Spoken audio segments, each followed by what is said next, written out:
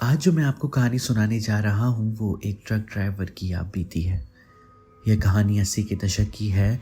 उस समय मुजफ्फरपुर तंबाकू के मामले में देश के नंबर 1 स्थान पर था। यहाँ से हर दिन कई गाड़ियाँ तंबाकू देश विदेश में ले जाया करती थी। ट्रक ड्राइवर का नाम संतोष सिंह था। वह काफ़ी दिलेर, साहसी और हिम्मत वाला ड्राइवर था। कैसी भी विकट परिस्थिति में संतोष ट्रक लेकर जाने की पूरी क्षमता रखता था। उस समय संतोष युवा था और दिन रात गाड़ी चलाता था। वह मुजफ्फरपुर से ट्रक में तंबाकू लोड करके कोलकाता के बंदरगाह पर ले जाता था, जहां से समुद्र के रास्ते तंबाकू विदेश जाया करते थे। अक्सर वह रात में गाड़ी लेकर निकलता था और सुबह कोलकाता पहुंचने का लक्ष्य रखता था। उस दिन भी वह गाड़ी लोड करके शाम में 6 बजे मुजफ्फरपुर से कोलकाता के लिए निकला। वह जम्मू तक तो ठीक ठाक गया, लेकिन उसके बाद उसकी परेशानी शुरू हो गई। उस समय जम्मू के बाद भयानक जंगल था, जिसमें रात के समय किसी भी गाड़ी का प्रवेश करना वर्जित था। इस समय भी माओवादी के कारण जम्मू के बाद रात में गाड़ियों का आना जाना बंद ही रहता था, लेकिन उस समय कारण दूसरा था। संतोष अक्सर गाड़ी लेकर उस रास्ते से जाया करता था, लेकिन कभी उसे किसी प्रकार की कोई परेशानी नहीं हुई। हमेशा जमुई के बाद जंगल में सन्नाटा रहता था। सिर्फ उसकी गाड़ी की आवाज़ सुनाई देती थी। जंगल होने के कारण रोशनी का कोई भी सवाल पैदा नहीं होता था। सिर्फ ट्रक की लाइट दूर दूर तक सड़क पर नजर आती थी, जिसके सहारे वह आगे बढ़ता जाता था। वह इस समय जंगल के बीचों बीच पहुंच चुका था। चारों तरफ सन्नाटा छाया हुआ था। ट्रक की धुंधिया रोशनी में सड़क साफ साफ दिखाई दे रही थी। तभी उसे ट्रक से 500 गज की दूरी पर बाएं हाथ की ओर एक साया आते हुए दिखाई दिया। उस साये की सड़क पर पैर रखते ही तेज गति से आ रहा ट्रक एकाएक रुक गया। उस समय ट्रक 100 किलोमीटर प्रति घंटे की रफ्तार से आगे जा रहा था। क्योंकि दूर दूर तक सड़क बिल्कुल साफ थी और संतोष को सुबह तक कोलकाता बंदरगाह पर पहुंचना था, इसलिए वह बेफिक्र होकर ट्रक चला रहा था। ट्रक जैसे ही रुका, संतोष के शरीर में खौफ की भयानक लहर दौड़ पड़ी। उसे कुछ भी समझ नहीं आया कि आखिर इतनी तेजी से आ रहा ट्रक एकाएक रुक कैसे गया। संतोष की हालत ऐसी हो गई थी जैसे लग रहा था उसके शरीर का सारा खून किसी ने निचोड़ लिया हो। डर के मारे उसकी हालत काफ़ी खराब थी। वह समझ नहीं पा रहा था कि इस परिस्थिति में वो क्या करे। ट्रक की धुंधिया रोशनी सड़क पर दूर तक पड़ रही थी। वह साया सड़क पार करके दाएं ओर चला गया।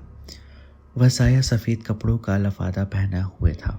उसकी लंबी लंबी दाढ़ी साफ दिखाई दे रही थी। संतोष को कुछ भी समझ में नहीं आ रहा था कि वह क्या करे। आखिरकार उसने ट्रक के दोनों तरफ के दरवाजे और खिड़कियों को अच्छी तरह से बंद करके ट्रक के भीतर ही भगवान भरोसे बैठने का निर्णय किया। आगे होने वाली अनहोनी का इंतज़ार कर रहा था, क्योंकि उसके हाथों में कुछ भी नहीं था। उस समय ट्रक से बाहर निकलना उसको काफ़ी खतरनाक लगा। काफ़ी देर के बाद वह साया वापस से उसी जगह से सड़क पार कर गया जिस जगह से वह गया था। जैसे ही उस साये ने सड़क पार की, वैसे ही ट्रक अपनी पूर्व गति से चलने लगा। संतोष को कुछ भी समझ में नहीं आ रहा था कि वह क्या करे। हालांकि वहाँ बहुत एक्सपर्ट ड्राइवर था और उसका रोज़ का काम था, इसलिए उसने ट्रक को अपने काबू में किया और आगे बढ़ने लगा। गनीमत थी कि कोई दुर्घटना नहीं हुई, नहीं तो उसकी जान भी जा सकती थी। हालांकि ऐसी स्थिति में अक्सर ट्रक दुर्घटनाग्रस्त हो जाता है। जैसे ही संतोष उस जगह पर पहुंचा जहां से उस साये ने सड़क को पार किया, उसे एक आवाज़ सुनाई दी, जैसे मानो कोई कह रहा हो, जाओ, तुम्हारा भाग्य अच्छा था जो तुम आज जिंदा जा रहे हो। संतोष की स्थिति ऐसी थी कि वह गाड़ी चला सके, लेकिन डर के मारे वह कहीं भी नहीं रुका। उसने किसी तरह गाड़ी को जंगल के पार ले जाकर सड़क किनारे एक लाइन होटल पर खड़ा कर दिया। उस समय लगभग सुबह हो गई थी, लेकिन संतोष को कोई होश ही नहीं था कि वह क्या कर रहा है। उसने ट्रक खड़ा करके लाइन होटल पर पहले मुंह हाथ धोया। उसके बाद उसने चाय बनाने के लिए कहा। उस होटल पर ट्रक तो कई खड़े थे और सभी सुबह होने का इंतज़ार कर रहे थे ताकि जंगल में प्रवेश किया जा सके। लेकिन संतोष को जंगल से आता देख सारे ट्रक और होटल वाले हैरान होकर उसके पास जमा हो गए और उसे अजूबे की तरह देखने लगे। हालांकि संतोष का वहाँ होटल जाना पहचाना था। अक्सर होटल पर वह खाना पीने या चाय पीने के लिए रुकता था, लेकिन इस समय होटल पर आना सभी के लिए चौंकाने वाली बात थी।